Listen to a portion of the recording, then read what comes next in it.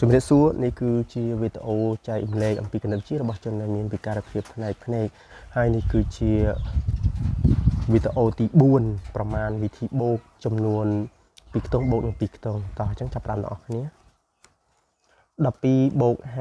59 12តាំងនៅខាងស្ដាំនៃក្បាច់2ឈរនៅលើខ្ទង់រាយហើយចំណែក1ឈរនៅលើខ្ទង់10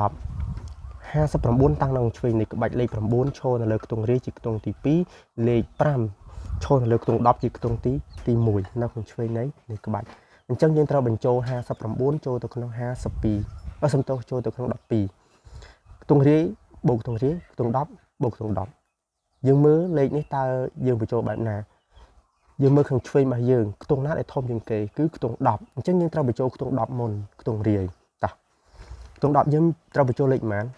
យើងមើល59គឺខ្ទង់10គឺលេខ5អញ្ចឹងយើងបញ្ចូលលេខ5នៅក្នុងខ្ទង់10ឯចំណែកលេខ9ត្រូវបញ្ចូលខ្ទង់រាយតើលេខ9ខ្ទង់រាយមានអត់មានទេយើងត្រូវខ្ចី10យក9នៅសល់1ត្រូវទម្លាក់ចុះចម្លើយឃើញប្រមាណគឺឃើញ70 72សំទោស71តទៀតគឺ12បូកជាមួយនឹង69 2បូក69 12តាំងនឹងស្ដាំនៃក្បាច់2ឈរនៅលើខ្ទង់រាយ1ឈរនៅលើខ្ទង់10ហើយចំណែក69តាំងនឹងឆ្វេងនៃក្បាច់លេខ9ឈរនៅលើខ្ទង់រាយខ្ទង់ទី2លេខ6ឈរនៅលើខ្ទង់10ខ្ទង់ទី1នៅក្នុងឆ្វេងនៃក្បាច់យើងត្រូវបញ្ចូល69ចូលទៅក្នុង12នៅខាងស្ដាំនៃក្បាច់ខ្ទង់រាយបូកខ្ទង់រាយខ្ទង់10បូកខ្ទង់10យើងមើលខ្ទង់ណាដែលធំយើងបញ្ចូលខ្ទង់នឹងមុនយើងមើលឆ្វេងខ្ទង់ដែលធំជាងគេគឺខ្ទង់10អញ្ចឹងខ្ទង់10យើងត្រូវបញ្ចូលខ្ទង់10ខ្ទង់10ប្រមាណលេខ5 6គឺ60លេខ6អញ្ចឹងយើងត្រូវបញ្ចូលលេខ6នៅខ្ទង់10ចុះខ្ទង់រាយលេខ5 4អញ្ចឹងយើងត្រូវបញ្ចូលលេខ9នៅខ្ទង់រាយមានអត់ទេខ្ចី10យក9នៅសល់1តម្លាក់ចុះឃើញប៉ុន្មានឃើញ80 81តទៀតគឺ12បូកជាមួយនឹង79 12តាំងនៅខាងស្ដាំនៃក្បាច់2ឈរនៅលើខ្ទង់រាយ1ឈរនៅលើខ្ទង់10 79តាំងនៅខាងឆ្វេងនៃក្បាច់9ឈរនៅលើខ្ទង់រាយខ្ទង់ទី2ចំណែក7ឈរនៅលើខ្ទង់10ខ្ទង់ទី1នៅខាងឆ្វេងនៃក្បាច់យើងបញ្ចូល79ចូលទៅក្នុង12ខ្ទង់រាយបូកខ្ទង់រាយខ្ទង់10បូកខ្ទង់10ហើយលក្ខខណ្ឌនៃការបញ្ចូលក្បាច់ខ្ទង់ធំយើងត្រូវបូកមុនតោះខ្ទង់ធំជាងគេគឺខ្ទង់អីខ្ទង់10អញ្ចឹងយើងបញ្ចូលខ្ទង់10មុនខ្ទង់10ត្រូវបញ្ចូលលេខប៉ុន្មានយើងមើលឆ្វេងចូលខ្ទង់10ទៅលេខប៉ុន្មានលេខ5 7អញ្ចឹងយើងបញ្ចូល7ចុះខ្ទង់រាយលេខ9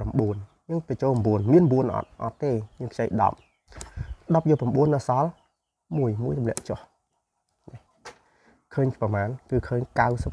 ឃើញទេ91តោះអញ្ចឹងយើងតទៀត12បូកជាមួយនឹង89 12បូក89 12តាំងនឹងស្ដាំនៃក្បាច់2ឈរនៅលើខ្ទង់រាយ1ឈរនៅលើខ្ទង់10និងស្ដាំនៃក្បាច់ឯចំណែក89គឺ9ឈរនៅលើខ្ទង់រាយ8ឈរនៅលើខ្ទង់10នៅក្នុងឆ្វេងនៃក្បាច់តោះយើងបញ្ចូលបែបណាយើងត្រូវបញ្ចូលខ្ទង់ដែលធំមុនគេខ្ទង់ធំជាងគេគឺខ្ទង់អីខ្ទង់10គឺខ្ទង់10មានលេខអីលេខ8អញ្ចឹងយើងបញ្ចូល8មក8ខ្ទង់10បញ្ចូលលេខ8ចូលនៅខ្ទង់រាយបញ្ចូលលេខប៉ុន្មានលេខ5 9មាន9បញ្ចូលទេអត់ទេអញ្ចឹងយើងត្រូវធ្វើយ៉ាងម៉េចខ្ចី10មាន10ខ្ចីទេអត់មានទេលេខនេះគឺលក្ខខណ្ឌអត់មាន10ខ្ចីទេអញ្ចឹងខ្ចីប៉ុន្មានខ្ចី100យើងខ្ចី100ខ្ញុំប្រាប់វិធី2យើងខ្ចី100គាត់ថា100យើងយក100យើងខ្ចីតែ10ទេអញ្ចឹង100ខ្ចី10សល់ប៉ុន្មានសល់90សល់ទម្លាក់ចុះណា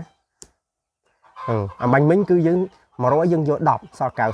ឥឡូវយើងមើលលេខរបស់យើង10យើងត្រូវយកប៉ុន្មាន10យក5 9 10យក9គឺនៅសល់1តម្លាក់ចុះទៀតឃើញទេអញ្ចឹងឃើញ100 101មួយទៀតគឺអាលេខដដែលតែបែបលឿនម្ដង12បូកនឹង88ហ្នឹងអញ្ចឹងយើងបញ្ចូល8នៅក្នុង10យើងបញ្ចូល8ខ្ទង់រាយគឺចូល9មានទេអត់ទេអញ្ចឹងយើងត្រូវខ្ចីអីខ្ចី100តែម្ដងក៏10មែនទេខ្ចី100យក9នៅសល់ប៉ុន្មាននៅសល់91អញ្ចឹងទម្លាក់91ចុះតែម្ដងឃើញទេឃើញ101ដូចគ្នាតទៀតគឺ លំហាត់ចុងក្រោយ12បូកជាមួយនឹង99 12តាំងនឹងស្ដាំនៃក្បាច់2ឈរនៅលើខ្ទង់រាយ1ឈរនៅលើខ្ទង់10 9ទី1ឈរនៅលើខ្ទង់រាយខ្ទង់ទី2ឯចំណែក9តួទី2សំទោស9មួយទៀតគឺឈរនៅលើខ្ទង់10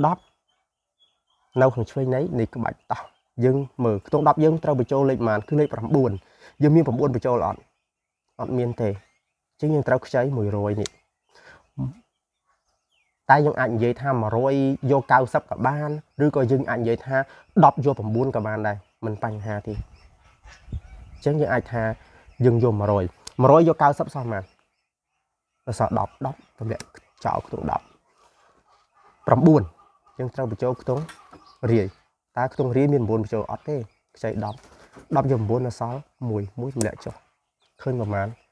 គឺឃើញ110 11អញ្ចឹងសម្រាប់លំហាត់ហ្នឹងគឺមានប៉ុណ្ណឹងដើម្បីចែកជូនរបស់បងប្អូនទាំងអស់គ្នាគណៈពេលនេះខ្ញុំបាទយ៉ាងលីសូមអរគុណនិងសូមជម្រាបលា